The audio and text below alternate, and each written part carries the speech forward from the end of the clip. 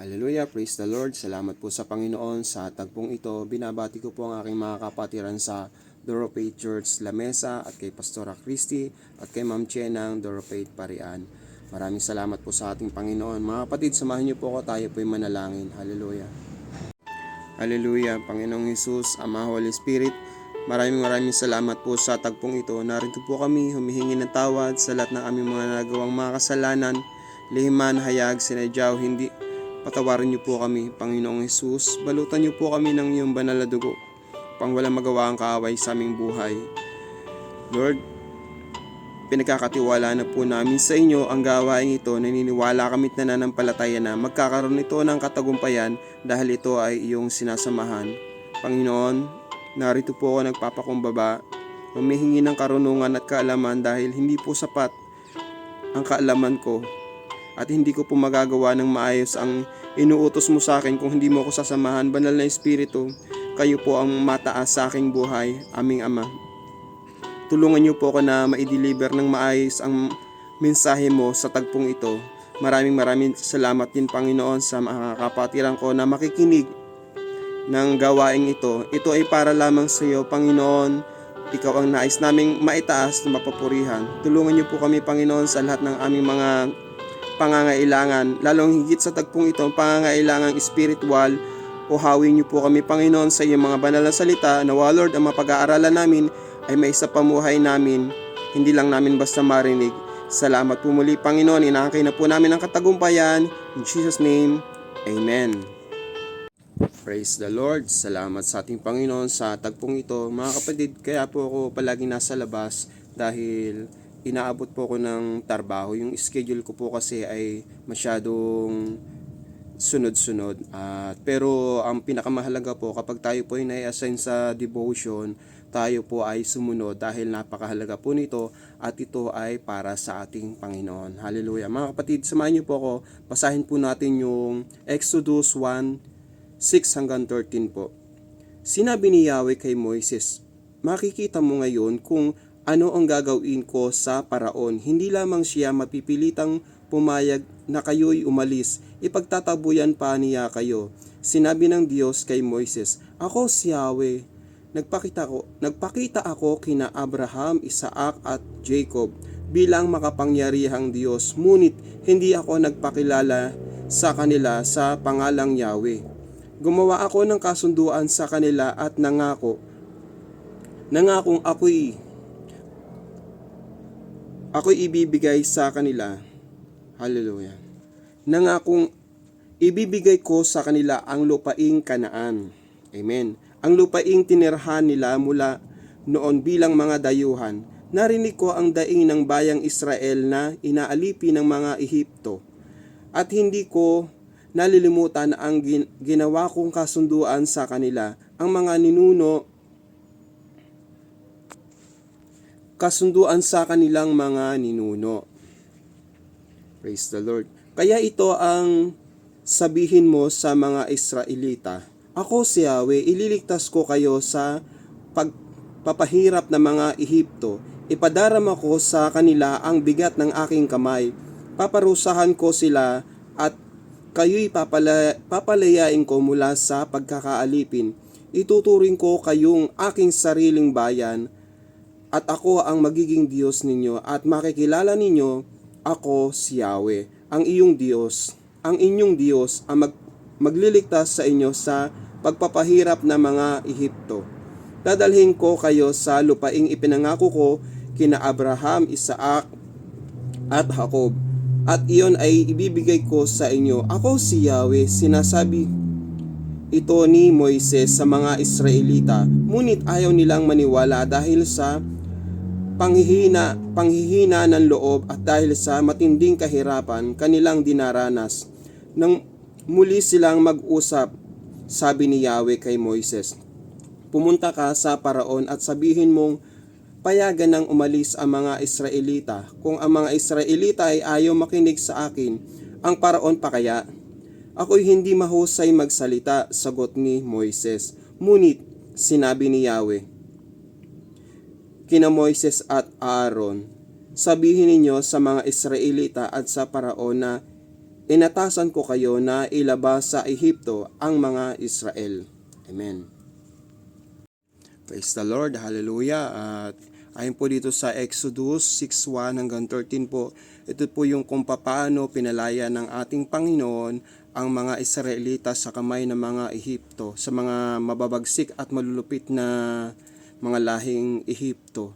Dahil nga po ang mga Israelita ay matinding pinapahirapan ng mga ito at hindi makatao talaga yung pagtuturing sa kanila na pinapakinabangan na hindi pa ibinibigay yung tamang pagtrato. Talagang alipin po talaga. At dahil nga po doon nahabag ang ating Panginoon at ginamit po ang buhay ni Moises upang sila ay makalaya. Amen. Sinabi nga po dito sa verse 1, sinabi ni Yahweh kay Moises, makikita mo ngayon kung ano ang gagawin ko sa Paraon. Hindi lamang siya mapipilitang pumayag na kayo'y umalis, ipagtatabuyan pa niya kayo. Amen. Gano po katindi ang ginawa ng ating Panginoon dito dahil ang Paraon po ay ayaw na may makakatakas ng mga Israelita. Ngunit ang sinabi ng ating Panginoon, ipapakita ko sa iyo kung paano ipagtatabuyan ng Paraon ang mga Israelita. Pansinin niyo po yung sitwasyon na nabaliktad dahil sa ang mga Paraon po kasi kailangan nila ang mga Israelita dahil ito ay mga manggagawa at alipin nila at ayaw nilang umalis ito. Ngunit ang sinabi nga po ng ating Panginoon na hindi lamang paaalisin ng Paraon ang mga Israelita bagkus ipagtatabuyan pa na umalis. Yung pong kaisipan ng pinunong Paraon ay binago ng Diyos. Binaliktad po imbis na wag paalisin, ipinagtabuyan pa nga po. Yun po ang ipinangako ng ating Panginoon kay Moises na gagawin niya talaga yon. Ang sabi nga po dito, ipagtatabuyan pa niya kayo, sabi ng Diyos kay Moises. At sa sumunod pong talata, ako si Yahweh. Nagpakita ko kina Abraham, Isaac at Jacob bilang makapangyarihan Diyos, ngunit hindi ako nagpakilala sa kanila bilang pangalang Yahweh. Gumawa ako ng kasunduan sa kanila at nangako akong ibibigay sa kanila ang Kanaan. Ang ating pong Panginoon ay totoo na kapag nangako ay tutuparin niya. Kung minsan isipin natin na may mga bersikulo tayong pinangahawakan pero bakit hindi pa nangyayari yun?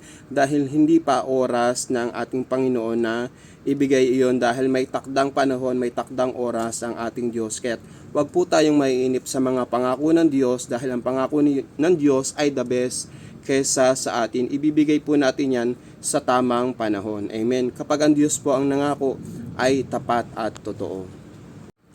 Praise the Lord. At sinabi nga po dito, gumawa ako ng kasunduan sa kanila at nangako akong ibibigay sa kanila ang Kanaan, ang lupaing tinirhan nila noong bilang mga dayuhan. Narinig ko ang daing ng bayang Israel na inaalipin ng mga Ehipto. So ang mga Israel po ay talagang nananalig sa Diyos, nananampalataya at nagdadasal talaga sila. Sabi nga po dito ng ating Panginoon, narinig ko ang daing ng mga Israel na inaalipin ng mga Ehipto at hindi ko nalilimutan ang ginawa kong kasunduan sa kanilang mga ninuno.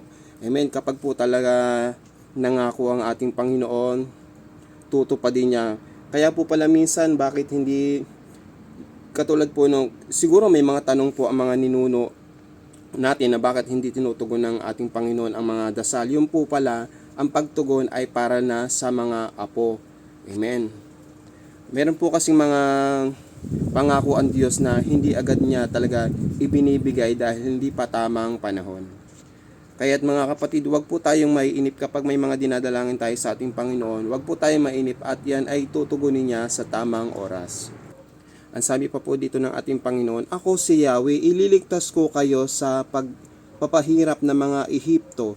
Ipadarama ko sa inyo ang bigat ng aking kamay, paparusahan ko sila at kayo'y papalayain ko mula sa pagkakaalipin. So ang Diyos talaga ang maghihiganti para sa mga Israel sa pagpapahirap ng mga Ehipto. Kaya totoo nga po na sa Diyos ang ganti. Huwag po tayong gaganti sa mga taong gumagawa sa atin ng masama. Bagkus ipanalangin po natin sila upang ang Diyos ang bahala sa kanila. Amen.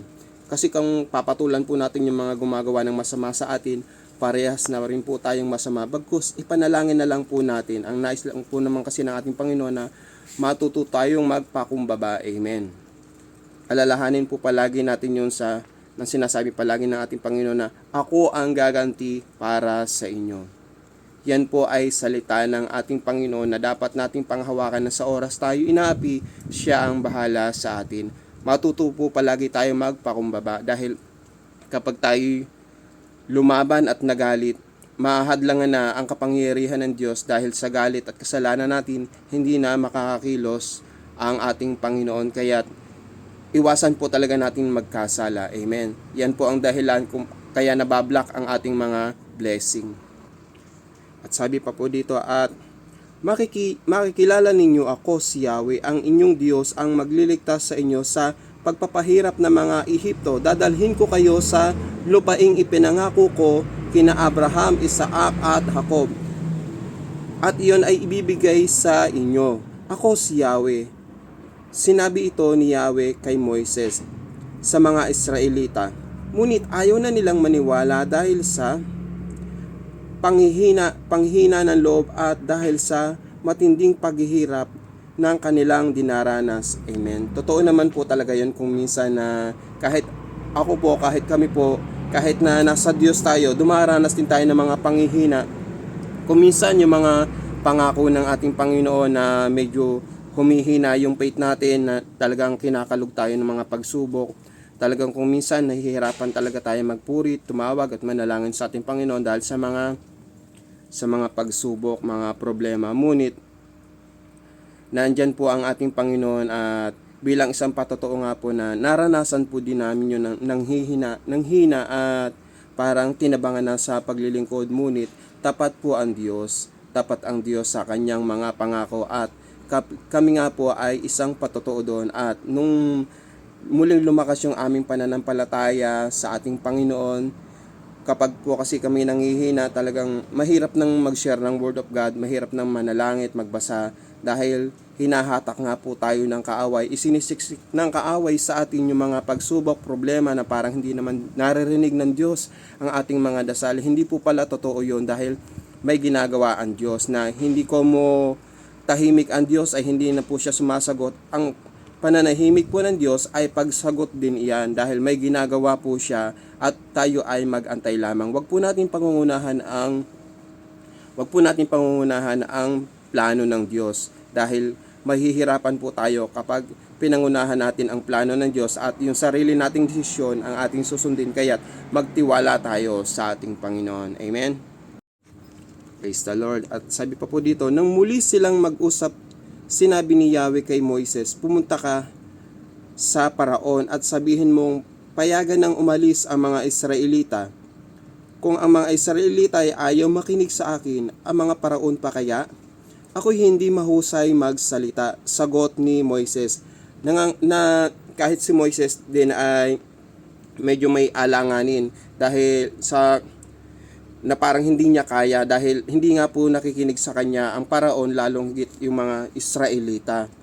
At kaya po minsan nangyayari din po sa atin yan na inuutusan na tayo ng Diyos pero ayaw nating sumunod, nawawalan tayo ng tiwala sa Diyos na ito po pala ang maganda na kapag may sinabi sa atin ang Diyos, wag na tayong mag-aalinlangan dahil Diyos na ang nagsasalita, Diyos na ang nag-uutos sa atin. At marahil po kaya po nabanggit din yun ni Moises na hindi nga po siya mahusay magsalita. Marahil siguro sa sobrang daming tao, sa sobrang kaba, ay palagi siyang nauutal magsalita. Ngunit kapag po pala ang ating Panginoon ang nag-utos, maniwala tayo at manampalataya na kayang-kaya natin yun. At hindi naman karunungan natin ang makikita ang karunungan ng Diyos. Kapag tayo ay inutusan ng Diyos, sumunod lamang tayo at siya na ang bahala. Dahil kapag may sinabi po kasi ang ating Panginoon at hindi natin sinunod, talagang hindi makakakilos ang Diyos. Kailangan din po kasi na yung pananampalatayang may gawa. Dahil kapag inutusan na nga po tayo, hindi man natin kaya yan. Hindi ko kaya yan eh. Paano gagawin? Ang nais po pala ng ating Panginoon na ganito po pala ang maging sagot natin.